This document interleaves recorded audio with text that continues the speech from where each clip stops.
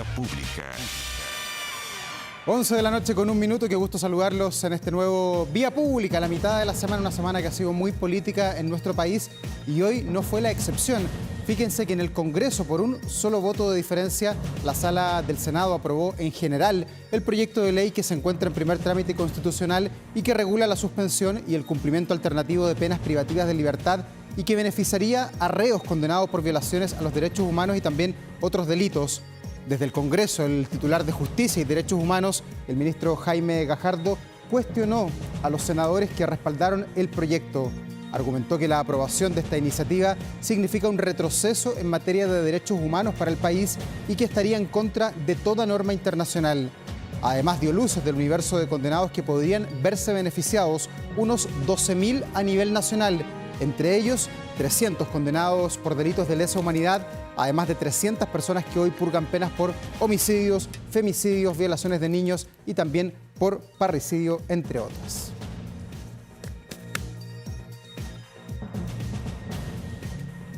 Bueno, ya lo comentábamos, una polémica determinación que incluso provocó que el ministro de Justicia se quebrara frente al micrófono de Televisión Nacional. El Senado aprobó en general este proyecto que abre la puerta a la conmutación de condenas a reos responsables de violaciones a los derechos humanos. La tensión continúa en el Congreso y tomamos contacto hasta ahora con Poirot Escobedo, que nos cuenta más desde Valparaíso. ¿Qué tal, Poirot? Buenas noches. ¿Qué tal? ¿Cómo está? Muy buenas noches. Prácticamente al término de la jornada acá en el Congreso Nacional, y también hay que decirlo, al término del periodo legislativo, en una de las últimas sesiones del Senado, se aprueba por 23 votos a favor y 22 en contra, con un voto de diferencia, este proyecto que busca conmutar penas, que permite, en este caso, cumplimientos alternativos, como arresto domiciliario total para delitos, para condenados por delitos de lesa humanidad y otros delitos también. Decía el ministro de Justicia, Jaime Gajardo, que esto podría beneficiar incluso a más de 300 condenados por violaciones a los derechos humanos y a un total de más de 12.000 presos por violación, por abusos, entre otras situaciones de esta índole. Algo que, insistimos, no cayó nada bien en el Ejecutivo, en el Gobierno. Revisemos a continuación la valoración que hizo el titular de Justicia a este respecto. En este proyecto no solo se va a beneficiar a las personas que cometieron crímenes de lesa humanidad, que eso ya es grave en sí mismo, porque aprobaron un proyecto que va a llevar a victimarios de crímenes tan horrendos a sus casas, porque van a permitir la excarcelación de los criminales de lesa humanidad, de los violadores de niños, niñas y adolescentes. Eso realmente no tiene ninguna explicación. Más de 300 criminales de delitos tan graves como homicidio, parricidio, violaciones de niños, niñas y adolescentes, femicidios. Eventualmente, como es tan malo técnicamente este proyecto, podría beneficiar a 10.000 personas en situación de discapacidad, 10.000 criminales condenados que estén en situación de discapacidad y eventualmente también a enfermos crónicos. En total, el universo puede llegar a 12.000 personas. Pero esto también trajo otro tipo de reacciones. El ministro de Justicia, al terminar el punto de prensa, se vio visiblemente emocionado ante una consulta nuestra, ¿no?, en las pantallas de 24 horas, después de conversar con familiares de víctimas de derechos humanos, representantes de las agrupaciones que por más de 50 años han estado buscando a sus seres queridos, y él, visiblemente emocionado, volvió a lamentar la aprobación de este proyecto en general en el Senado. Revisemos ese momento a continuación. Porque estaba, despidiéndome de la dirigente de la agrupación. Para ella es un día terrible esto. O sea, han sufrido 50 años y vuelven a ver cómo, lamentablemente, los poderes públicos no están a la altura. Entonces, es realmente terrible. Y entrando al detalle de la iniciativa, este proyecto, en caso de ser norma, hay que destacar que no es ley, se aprobó en general, queda una discusión en particular y un plazo de indicaciones hasta el 16 de marzo, pero en caso de aprobarse, de culminar toda su tramitación, podría aplicar para enfermos crónicos que no pueden tratarse en la cárcel, enfermos terminales, discapacitados graves, en donde la cárcel implique un trato inhumano, y mayores de edad cuando la suma de edad más los años cumplidos de prisión superen o igualen los 80 años, con un mínimo de 70 años de edad para poder optar a este tipo de beneficios, el arresto domiciliario total. Hay que apuntar también que uno de los votos a favor fue del senador José García Ruminot, futuro ministro de las Express, futuro enlace en consecuencia del presidente José Antonio Kast con el Congreso, y le preguntamos si es que su voto finalmente es representativo de la voluntad de la nueva administración. Revisemos a continuación este momento en donde intentamos obtener una respuesta. ¿Por qué votó a favor?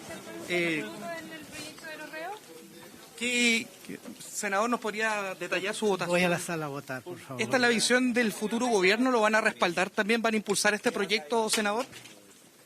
Senador, usted como futuro ministro, ¿van a impulsar este proyecto? A la sala para votar en este proyecto. Pero para saber por qué usted votó de esa manera. Bueno.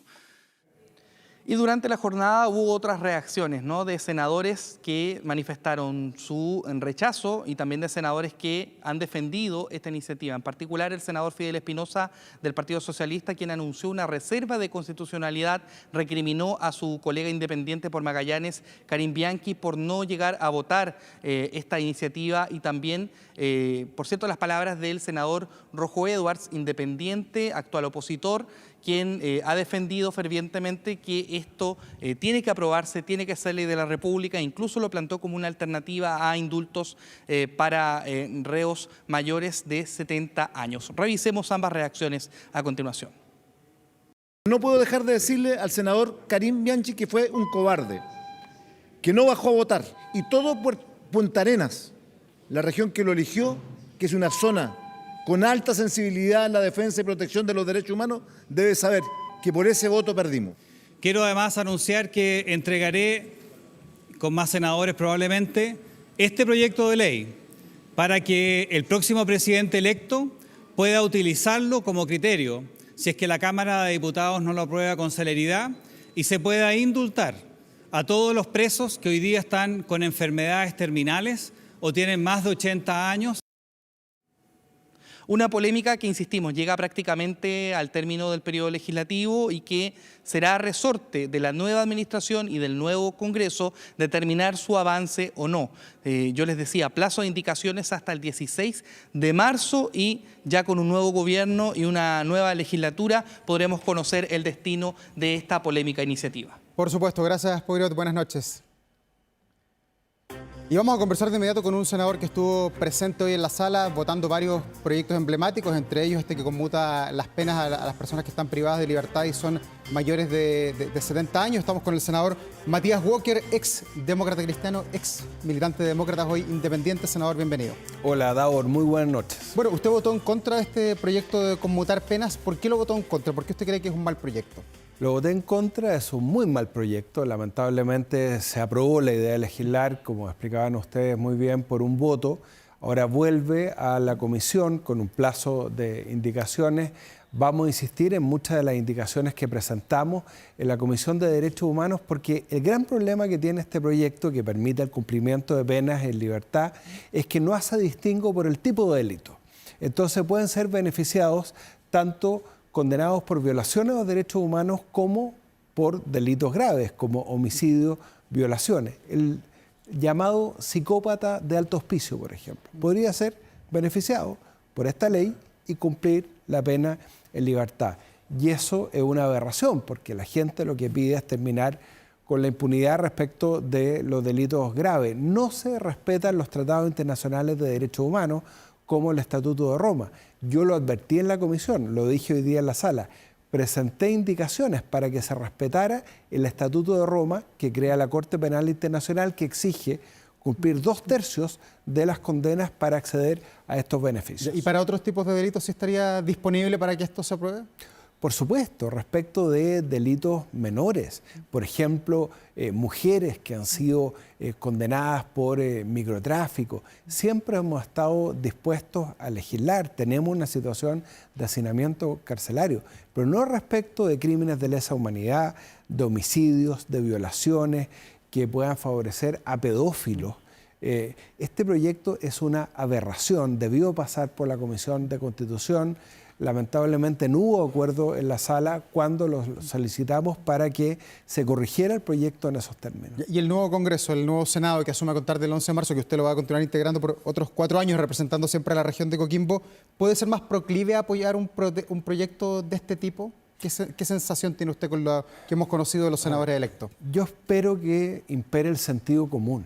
Hoy día la ciudadanía Davor exige que no exista impunidad respecto de los delitos graves. Yo creo que el tema se centró mucho en los condenados de Punta Peuco, pero hubo poca conciencia y nosotros lo aclaramos. Ojo, esto va a beneficiar a violadores, a abusadores de menores, a pedófilos. Lo dijimos con nombre y apellido, ¿no? Para que los senadores que no estaban familiarizados con el proyecto tuvieran claro las consecuencias de aprobar la idea de legislar. Ahora, tenemos la posibilidad de presentar indicaciones, de corregir el proyecto y que no haya impunidad respecto de delitos graves. Ya, tomando las palabras del ministro de Justicia, ¿falla aquí el Estado de Chile con los familiares, con las víctimas de las violaciones a los derechos humanos que durante más de 50 años o han buscado o han vivido con el dolor de tener a alguien muerto? Por supuesto, Davor, porque además los tratados internacionales de derechos humanos, de acuerdo al artículo 5º, inciso 2 de la Constitución Política de la República, son un límite a la soberanía. O sea, no puede una ley estar por sobre tratados internacionales de derechos humanos. La humanidad ha tenido una conquista después del genocidio de la Segunda Guerra Mundial para tener una justicia internacional que condene estos delitos de lesa humanidad y por lo tanto es muy importante que no exista impunidad en esta materia. Bueno, este proyecto fue una de las últimas votaciones que hubo hoy en el Congreso, específicamente en la Cámara Alta, en el Senado, pero anterior a esa fue la votación para que reforma las sociedades anónimas deportivas, un proyecto que estuvo durante 10 años ahí en el Senado. Usted es el autor.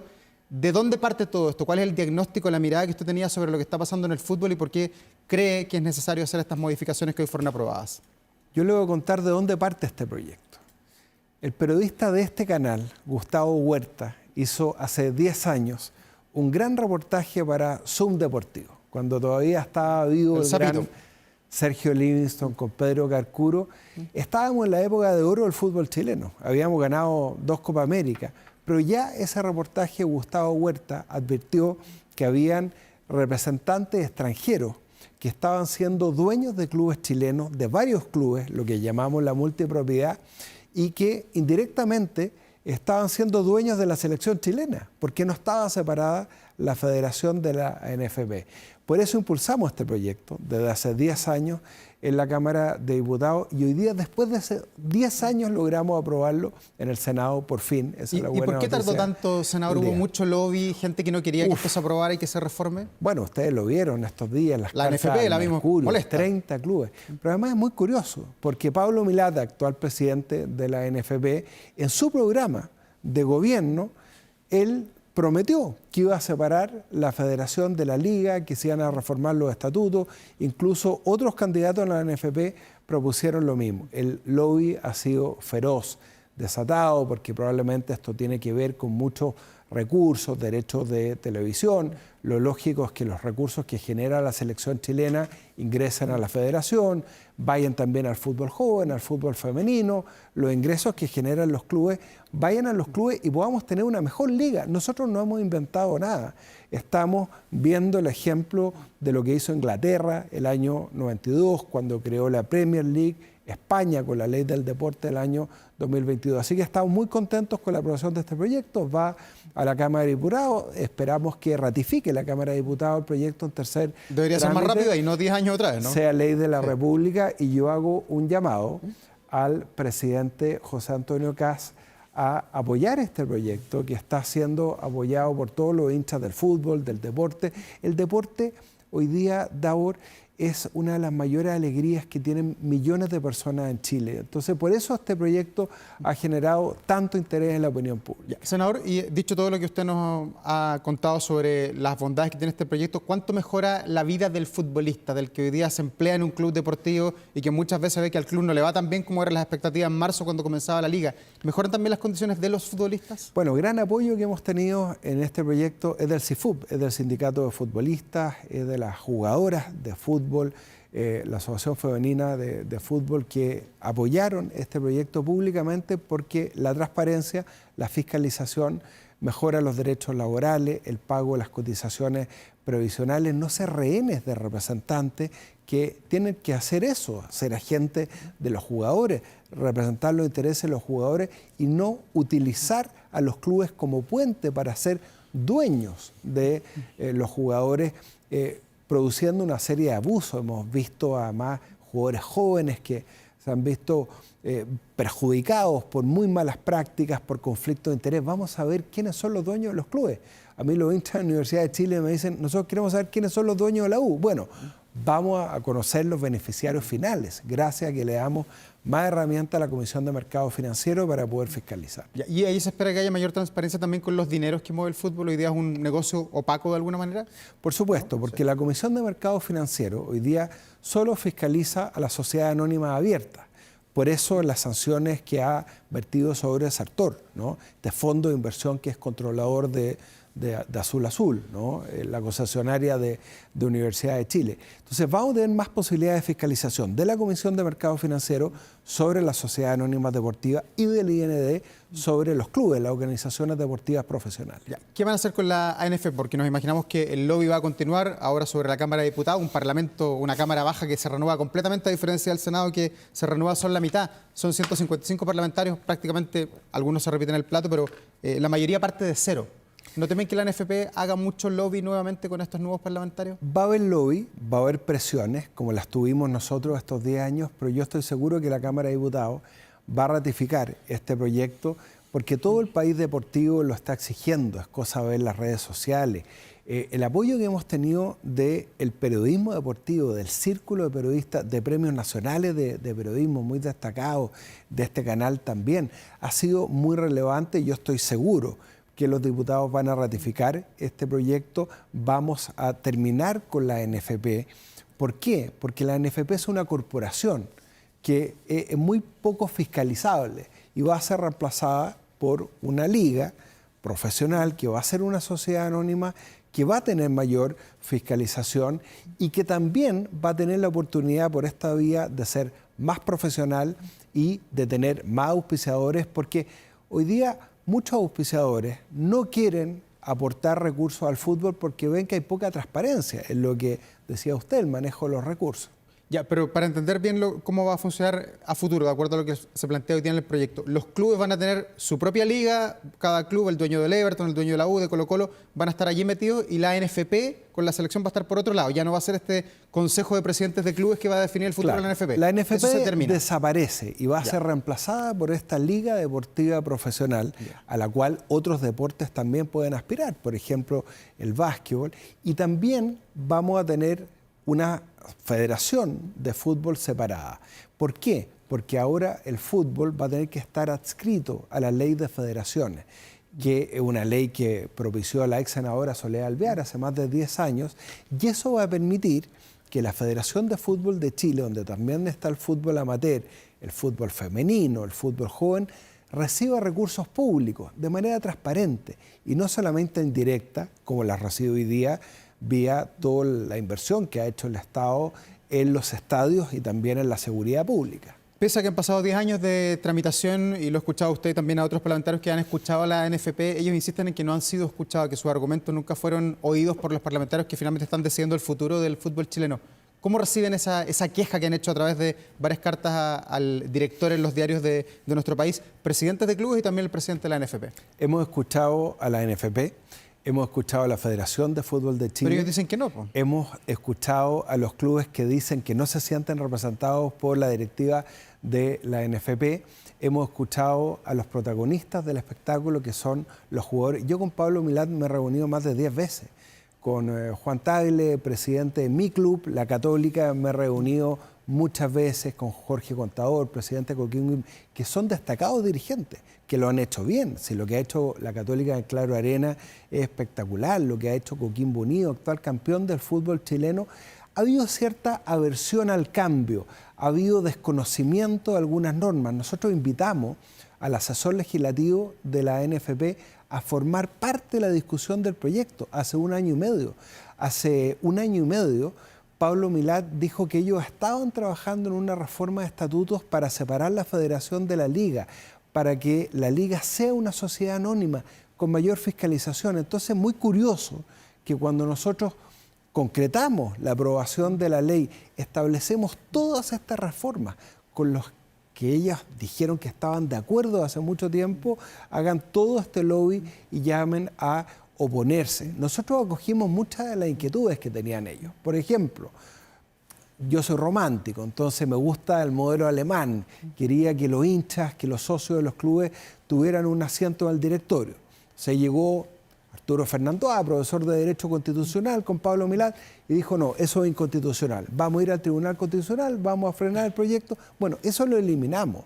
Y en cambio creamos las comisiones de hinchas, que tiene hoy día Cruzado y otras instituciones, pero no van a tener un representante del directorio, porque efectivamente los directores representan a los accionistas y podía generarse una discusión de constitucionalidad. Entonces, acogimos muchas de las inquietudes que tenían ellos, pero yo creo que muchos de estos dirigentes, hay otros muy buenos como los que acabo de nombrar, que han tenido una gestión muy destacada, de alguna manera apostaron a dilatar el proyecto. Acá están metidos los factoring en muchos clubes porque le prestan plata a los clubes no le pueden devolver la plata, entonces los factoring terminan siendo dueños de los clubes, ¿no? Todo este tema de las casas de apuestas. Hoy día, ¿cuántos clubes del fútbol chileno están auspiciados por una casa de apuestas que tiene su domicilio en Aragua? ¿De qué estamos hablando, Davor? Entonces, esa transparencia de conocer quiénes son los dueños de los clubes es fundamental y este proyecto lo garantiza. Ya, pero entre los parlamentarios hay miradas muy disímiles entre las izquierdas y las derechas, entre lo que hoy día conocemos oficialismo y oposición, ¿o no? La verdad es que no. Más o menos tirando del mismo carro todos. Mira, ha sido muy transversal. Hemos tenido un apoyo muy importante de Paulina Núñez, presidenta de la Comisión de Constitución de Renovación Nacional. Sebastián Keitel, presidente de la Comisión de Deporte, nos permitió destrabar el proyecto, sacarlo de la Comisión de Deporte, aprobar la idea de legislar. Así que yo estoy seguro, reitero el llamado presidente José Antonio Kast, a usted que le gusta el deporte, es hincha de la Católica, al igual que yo, apoye este proyecto, mantenga la discusión inmediata para que la Cámara de Diputados lo ratifique en tercer trámite. Hoy día hubo harto trabajo en el Congreso, en el Senado le tocó a usted, pero también en la Cámara de Diputados aprobó la reforma al sistema político, que ahora va a llegar al Senado. Escuchaba ahí al diputado Mulet, que quedó molesto con algunos artículos que no fueron aprobados. ¿A usted le gustó cómo salió el proyecto que evita, por ejemplo, que se fusionen los partidos chicos o no? El proyecto yo creo que no está quedando bien. ¿Por qué? Porque si lo que tú pretendes es terminar con la fragmentación y que haya partidos más grandes, lo lógico es permitir que los partidos que están actualmente se puedan fusionar. El problema de Chile es la fragmentación, pero el problema de Chile es la polarización. Entonces, tampoco resolvemos el problema si te quedas solamente con dos partidos, uno de izquierda, otro de derecha, y desaparece el centro. Usted pertenecía a un partido que es demócrata que desapareció Amarillo, Evópoli también. Claro. ¿Usted era partidario de que esos tres partidos eventualmente se hubieran podido unir si es que la legislación lo permitiera? Para no hablar de demócrata, voy a poner un ejemplo. Evópoli tiene 4 parlamentarios hoy día. 2 que fueron electos con una tremenda votación en ciudades grandes. Luciano Cruzcoque en Santiago y Sebastián Keitel fue la primera mayoría en el Biobío. ¿Por qué ellos no pueden seguir perteneciendo a un partido? Si además tienen 2 diputados que acaban de elegir. Para no poner el caso de demócratas, que elegimos 2 parlamentarios, la diputada Giovanna Pérez y el senador Enrique Lee en Arica. Lo lógico es que esos partidos se puedan fusionar para no tener micro espacios políticos parlamentarios. Yo voy a ser independiente en los próximos 4 años y claro, sería mucho más sano para el sistema político que uno estuviera en un partido más grande que pudiera representar al centro político. No quedó así.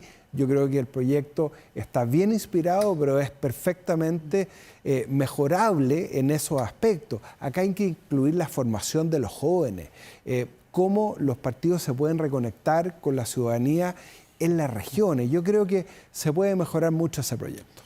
Diputado, senador, antes de que se nos vaya el tiempo, ¿cómo ha visto lo que ha pasado durante esta semana, específicamente el día de ayer ahí en el Palacio de la Moneda entre José Antonio Kast y Gabriel Boric? Se lo pregunto apelando a su experiencia. Usted fue diputado, hoy día es senador hace largo tiempo. Usted y su familia están en la política, conoce bien cómo se mueve Chile. ¿Qué le parece lo que pasó ayer? Mira, Davor, yo conozco mucho a Gabriel Boric, que conozco mucho a José Antonio Kast, fui colega de ambos en la Cámara de Diputados. Yo le hago un llamado al presidente Boric y al presidente Kast a bajar un cambio en todas estas declaraciones públicas, sentarse a conversar, un llamado que hizo el cardenal Chomalí, Chile hoy día está en una situación muy delicada porque estamos en medio de estas dos superpotencias, en medio además de este conflicto bélico, lo que ha pasado en Irán estos días, pero tenemos una ventaja, tenemos 2 tratados de libre comercio, con China, con Estados Unidos. Necesitamos la relación comercial con estos socios y por lo tanto tenemos que cuidar mucho esa relación y tenemos que hacerlo unidos. ¿Y cuánto se daña la democracia con lo que sucedió ayer, además con las declaraciones que hubo expuestas, donde,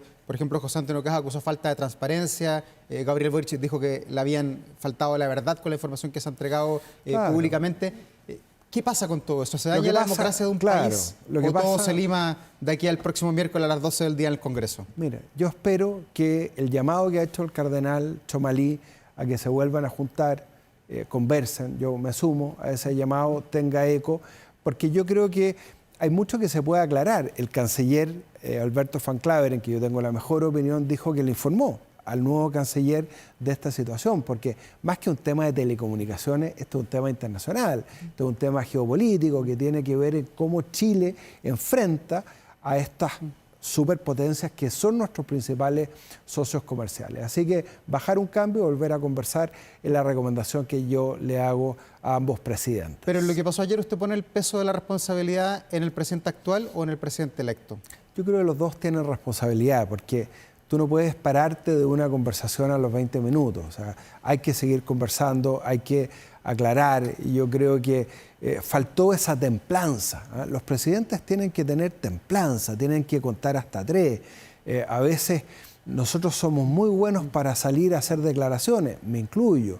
Y yo creo que cuando uno es presidente de Chile y es presidente de todos los chilenos, en vísperas de un cambio de mando que había sido ejemplar por las buenas reuniones bilaterales de los ministros, imagínate la información que tienen que entregarse los delegados presidenciales, la gestión de riesgo en cada una de las regiones. Yo he visto una muy buena relación entre el delegado saliente y entrante en mi región, la región de Coquimbo, que va a tener al diputado Víctor Pino como delegado presidencial. Hemos tenido un muy buen delegado presidencial como Galo Luna, militante del Partido Comunista, y ha trabajado con todos los sectores. O sea, yo creo que ese sentido republicano es el que tenemos que recuperar. ¿Y lo de ayer fue espontáneo o fue parte de algo aprendido, de un libreto político a sabiendas de lo que podía pasar? No lo sé, pero el espectáculo su olfato fue un espectáculo lamentable.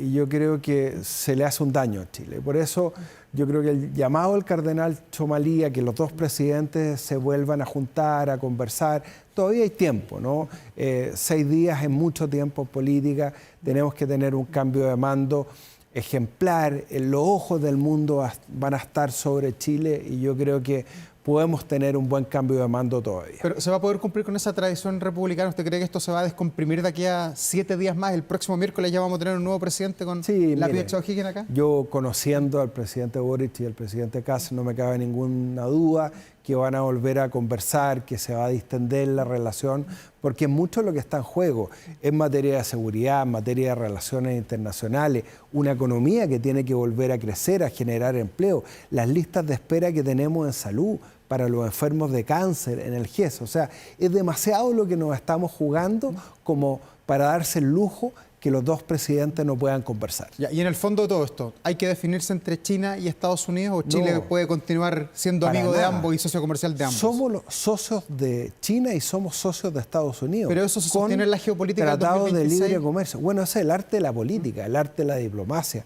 Acá hay que ser muy inteligente, hay que ser muy astuto, hay que tratar de entender que por sobre todas las cosas están los intereses superiores de Chile y que tenemos que, obviamente, mantener las mejores relaciones con ambas potencias. Senador, lo último, termina el periodo legislativo usted sigue en el Senado otros 4 años, en el último tiempo usted estuvo muy cercano a Jimena Rincón, que era presidenta de Demócratas y que ahora asume como ministra del presidente José Antonio Kast.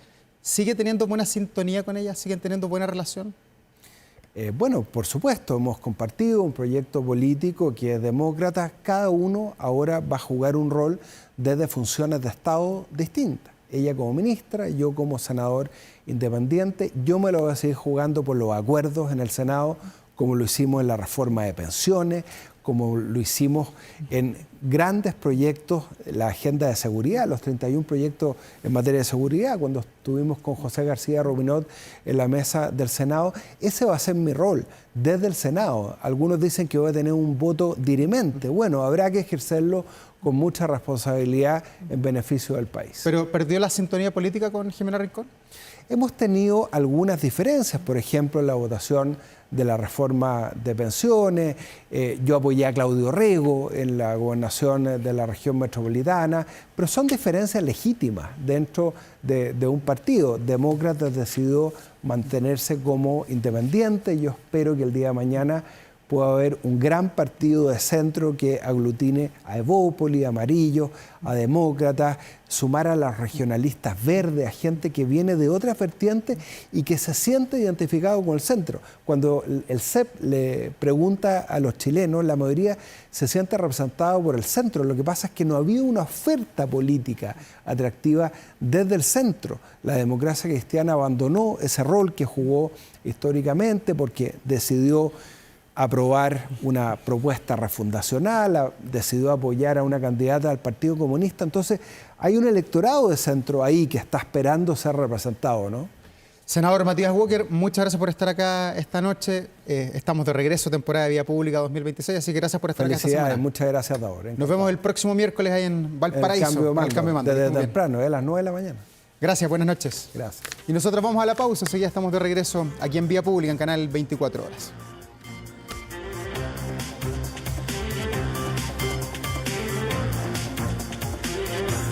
De la noche con 36 minutos, ya estamos de regreso en este Vía Pública, jornada de día miércoles, monitoreando lo que pasa en el país, pero también en el mundo. Hace 5 días ya comenzó el bombardeo de Israel y Estados Unidos, primero contra Irán, pero hoy día ya se están incorporando nuevos países que son blanco de estos ataques. Queremos profundizar en este tema, en materias internacionales, y para eso nos acompaña a esta hora Alberto Rojas, director del Observatorio de Estudios Internacionales de la Universidad Finisterra. Alberto, bienvenido. Hola, Davor, ¿cómo estás? Bien, ¿cómo han monitoreado estos 5 días? ¿Vamos de menos a más, de más a menos? ¿Cómo se puede leer lo que ha pasado en materia internacional en este bombardeo? Bueno, hay que decir que esta guerra, porque es eso, esto no es una operación militar limitada, está poniendo en jaque el equilibrio de Medio Oriente.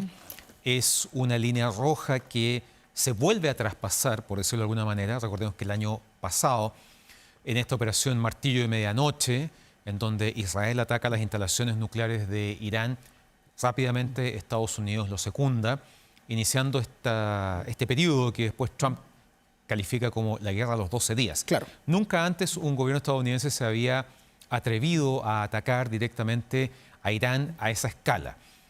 Meses después, no ha pasado un año, Estados Unidos se suma nuevamente con Israel a esta ofensiva con argumentos que fueron cambiando en el tiempo. Eso es importante señalarlo.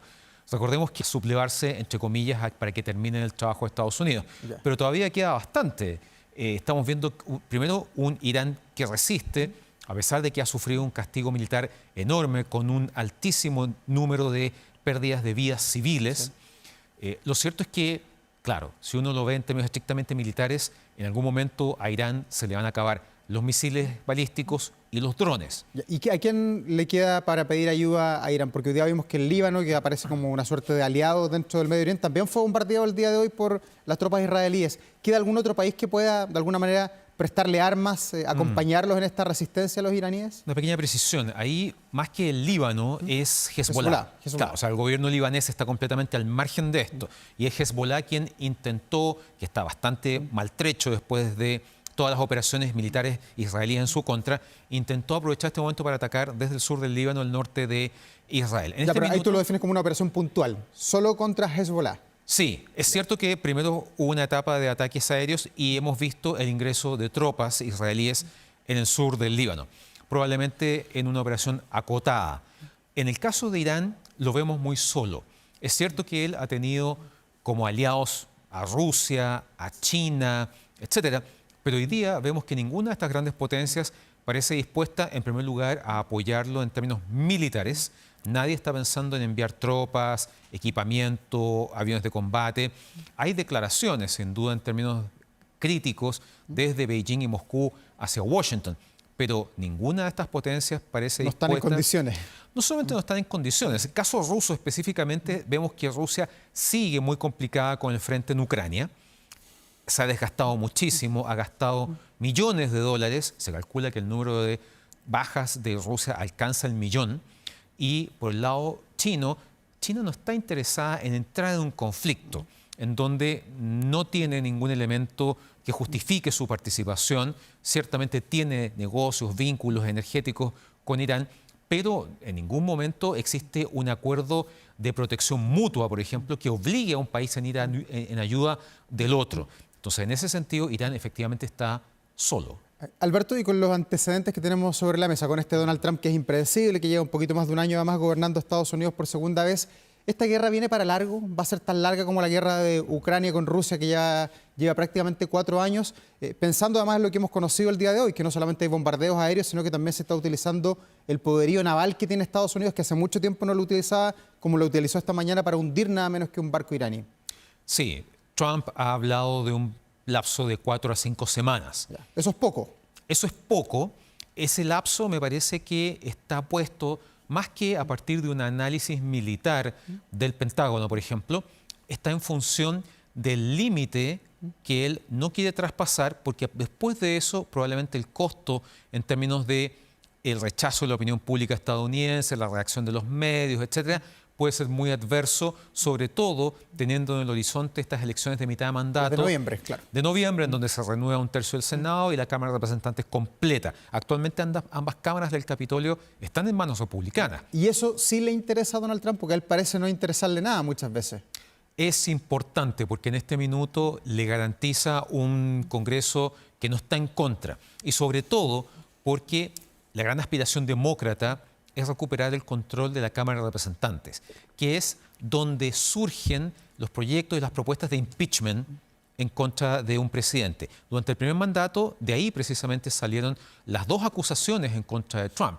Si los republicanos pierden el control de la Cámara Baja, claramente los demócratas lo van a aprovechar para ir por Trump en ese aspecto. Ya. Y el pueblo norteamericano, ¿cómo está enfrentando esta guerra a nivel interno? Veíamos algunas encuestas de opinión hoy día que se hacen en los Estados Unidos, más o menos entre un 40 y un 45% está a favor de esta intervención, sobre todo la gente que está adscrita al Partido Republicano, a diferencia de los demócratas. Pero esa cuenta corriente de Trump, ¿cuándo se agota pensando en que ya están llegando los féretros de soldados estadounidenses con la bandera del país muertos, como no se veía hace mucho tiempo? Bueno, en la intervención en Venezuela no hubo ni un muerto. Ninguno. Sin duda que Estados Unidos todavía tiene muy vivo el recuerdo tanto de Afganistán como de Irak, en términos de ser guerras largas, costosas, con alto número de muertos y heridos.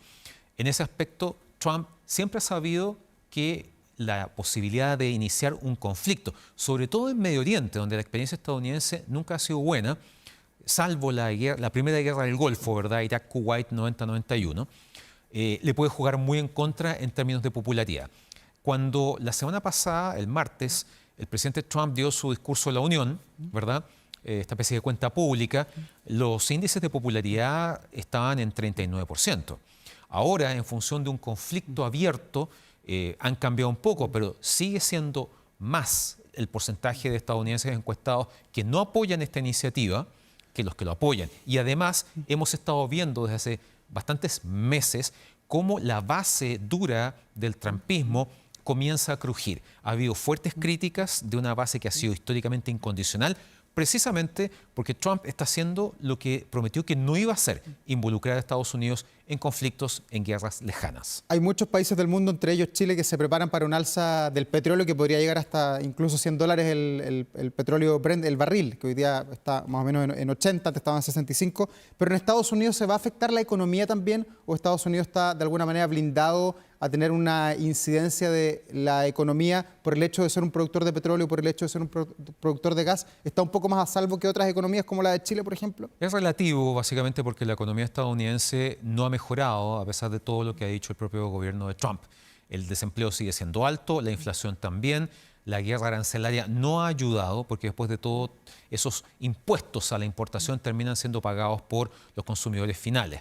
En ese sentido, si bien, como tú bien dices, Estados Unidos tiene un acopio de petróleo, tiene importantes fuentes, etcétera, y además ha diversificado su matriz en términos de compra de petróleo, los Si este conflicto se prolonga, los precios del mercado van a subir, salvo que, por ejemplo, la OPEP decida inyectar reservas importantes para mantener el precio bajo y controlar efectivamente la economía y el precio del barril. Pero eso no está garantizado. Y el punto es, lo que tú también mencionabas, las imágenes de féretros con las banderas de Estados Unidos son imágenes muy duras hoy para la opinión pública estadounidense. Eso hay que entenderlo. Y eso tiene costos en términos de cómo se puede manifestar, no solamente en las calles, protestas, carteles, sino al momento de votar. Por ahora, ¿va a seguir Estados Unidos e Israel encabezando la ofensiva en contra de Irán o existe la posibilidad de que se sumen otras potencias que han mostrado su simpatía por esta intervención, como por ejemplo Francia, Inglaterra, Alemania? ¿Podrían ellos también integrarse a la guerra?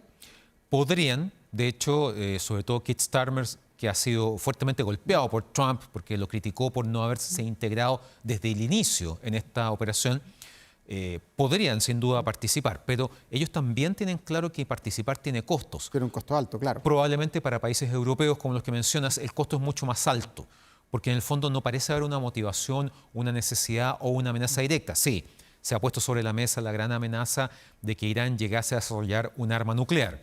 No está claro cuán cerca o lejos estaba, solo tenemos la estadística de que había logrado enriquecer uranio al 60%. Para un arma nuclear necesitas uranio al 90%. Y por lo tanto, no parece haber una amenaza directa que justifique un involucramiento. Ahora, si lo vemos desde la perspectiva de que esos países son parte de la OTAN, bueno, la OTAN puede colaborar con Estados Unidos. En ese sentido, hay una relación importante. Pero también hay que tener en cuenta que es impopular. Y si no está bien explicado a la opinión pública, si no hay una justificación real y clara de por qué representa un peligro directo para esos países, la situación puede ser muy complicada. Ya, y para esos países de Europa, Alberto, y para entender bien el tema, ¿les conviene más estar apoyando la posición de Trump o estar en contra, como ha sucedido con el caso de España, que no ha visto con simpatía la intervención y que ya podría tener sanciones económicas de acuerdo a lo que anunció el presidente de los Estados Unidos? Si lo vemos en términos muy fríos, evidentemente lo que conviene es estar en el lado de Estados Unidos e Israel, pensando básicamente en el costo de no estar. O sea, la reacción de Trump frente a Pedro Sánchez es un ejemplo de eso. Extrema, ¿verdad? Muy ¿Pero es radical. una bravata de Trump, como hemos visto otras, o será algo efectivo? Porque hemos visto otras amenazas en su mandato que luego retrocede. Bueno, eso es a lo que nos tiene acostumbrado Trump. Es su forma de negociar. Claro, o sea, hemos visto, por ejemplo, en el caso de Petro, una relación de gran tensión, vitriólica incluso, y que terminó con Petro visitando Estados Unidos. Tomando café en el Salón Oval. En el Salón Oval. Entonces, no es extraño que efectivamente el presidente Trump se dé estos giros en 180 grados, pero claro, es cierto que la relación entre Estados Unidos y Europa no ha sido buena. Hace muy poco, semanas, está en la mesa el tema de Groenlandia. Entonces, para estos países es muy complicado, es como caminar por un campo minado. ¿Qué decisión tomar respecto de cuáles serían los costos para ellos y su población? Estados Unidos, ¿qué tan protegido está internamente? Porque vemos que últimamente se ha involucrado en varios conflictos en el mundo, los de Venezuela y el de Irán, obviamente es el último, y tenemos también en la retina, los que somos parte de este siglo XXI, el ataque a las Torres Gemelas el 11 de septiembre del 2001. ¿Se puede repetir ese escenario, un ataque en el corazón de los Estados Unidos, en represalia a todo lo que está pasando en diferentes países? No es imposible. Me parece que la estadística cero en este tipo de temas es inmanejable. Durante este año se cumplen 25 años de los ataques de Al-Qaeda y en ese lapso nunca ha vuelto a haber un ataque terrorista de esa envergadura, con esas características, porque se ha puesto en juego todos los recursos de Estados Unidos en términos de agencias de seguridad inteligencia. aeroportuaria y todo eso. Exactamente, pero esa amenaza sigue siendo un fantasma. Un nuevo ataque terrorista, el temor a una bomba sucia, etc.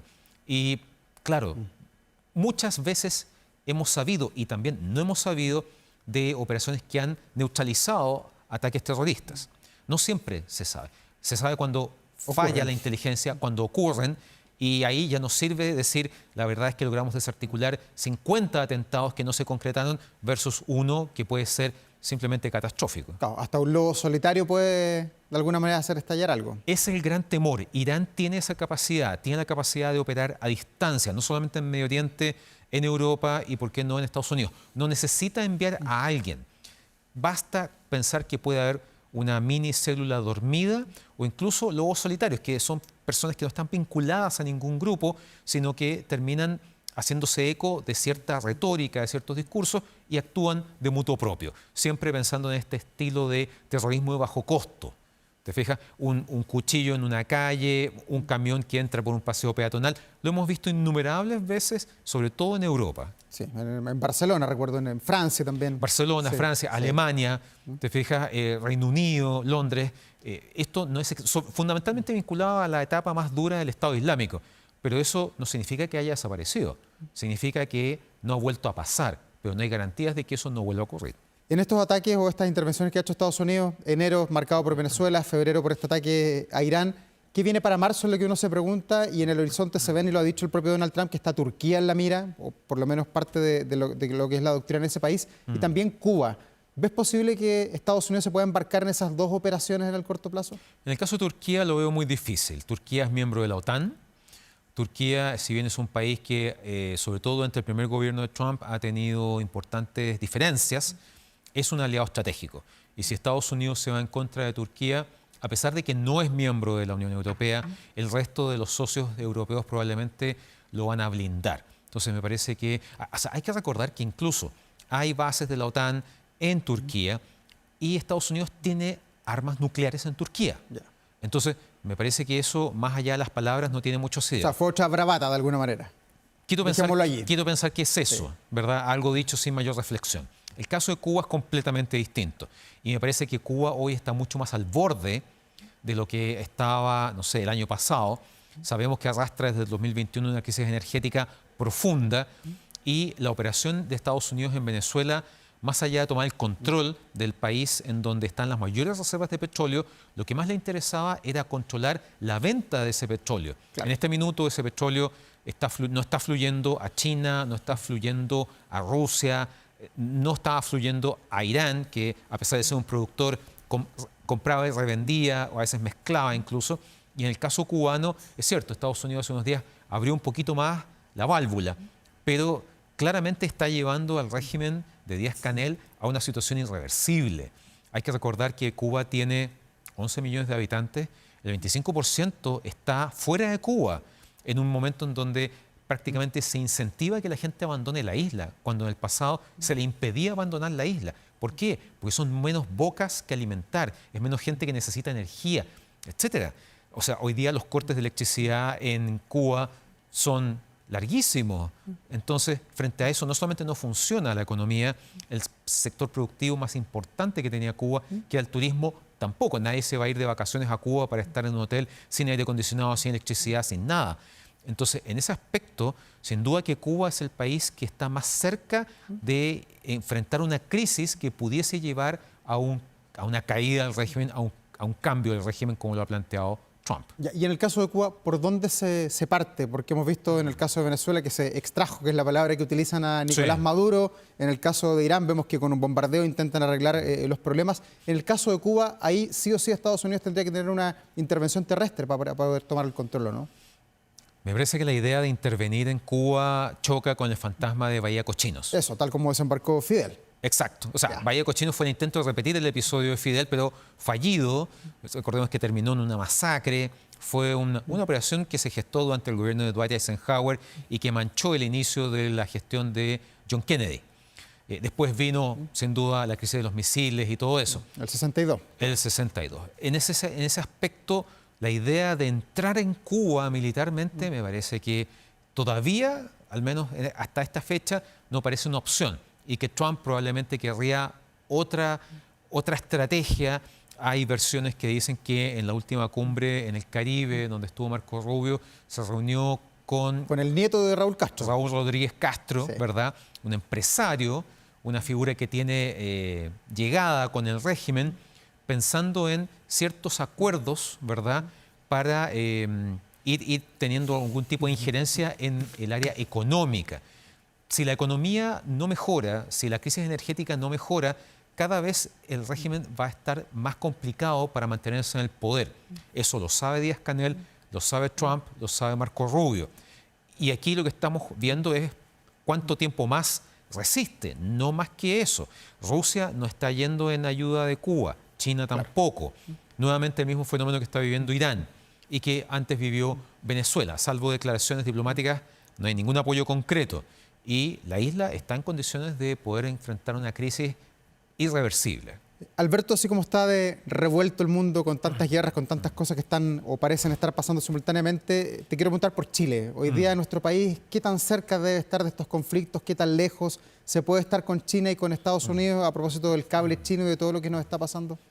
Me parece que lo que ha ocurrido con el cable chino es una demostración de que incluso para un país como Chile, que parece no levantar muchas olas, no generar mucho ruido, puede haber un paso en falso.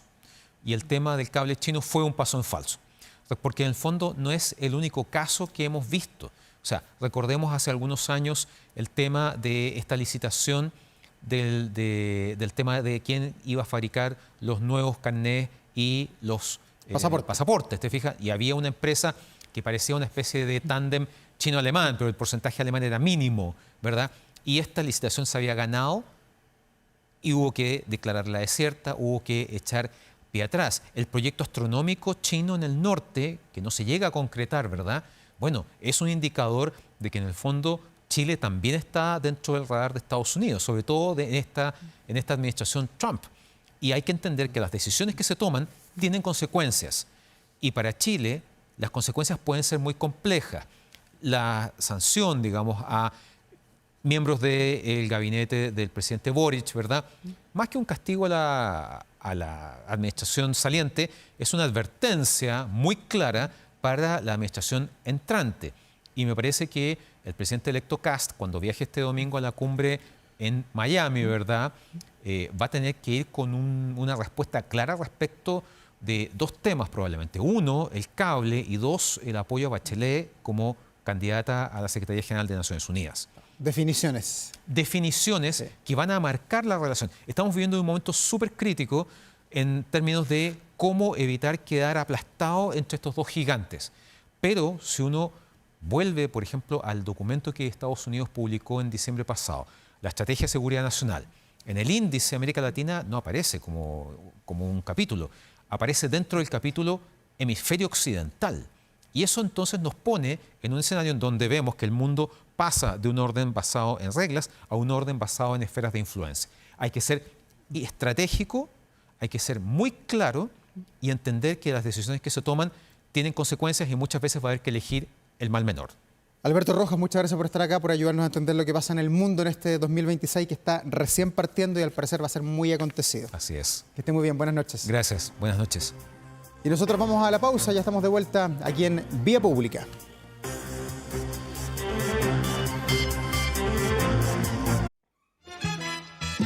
Las 12 de la noche en punto, estamos despidiendo esta jornada de día miércoles, muy acontecida como ha sido toda esta semana y como se proyecta va a ser todo lo que pase de aquí al próximo miércoles cuando se produzca el cambio de mando en nuestro país. Pero no todo es política, ¿eh? Miremos lo que pasa en los deportes, qué pasa con la U, ya les voy a contar, pero también hay otras informaciones que hasta ahora publica nuestro portal 24horas.cl. Confirman, por ejemplo, un caso de influenza aviar H5N1 en aves silvestres de Valparaíso. Esta es una alerta que ha levantado el SAC, que activó inmediatamente el Sistema Nacional de Emergencia Sanitaria. Si quieres saber más qué es lo que está pasando, cómo continúa esta historia con la detección de este primer caso de gripe aviar H5N1, por supuesto todo está publicado en 24horas.cl. ¿Qué pasa en Santiago en los próximos días? Lo hemos conversado durante esta semana. El verano no se quiere ir. Santiago nuevamente, al igual que hoy, mañana jueves va a estar muy pero muy caluroso, algo que va a ser la tónica por lo menos hasta el viernes, y está ahí el anticipo de que el sábado van a atenuarse un poco las temperaturas, pero no es que baje mucho el termómetro, va a estar ahí en los 28, 29 grados. Nos estamos despidiendo en este Vía Pública, pero como siempre con muy buena música, con Bad Bunny, que marcó sin lugar a dudas este verano con su intervención ahí en el Super Bowl. Esto solo semanas, además de su explosivo paso por el Estadio Nacional.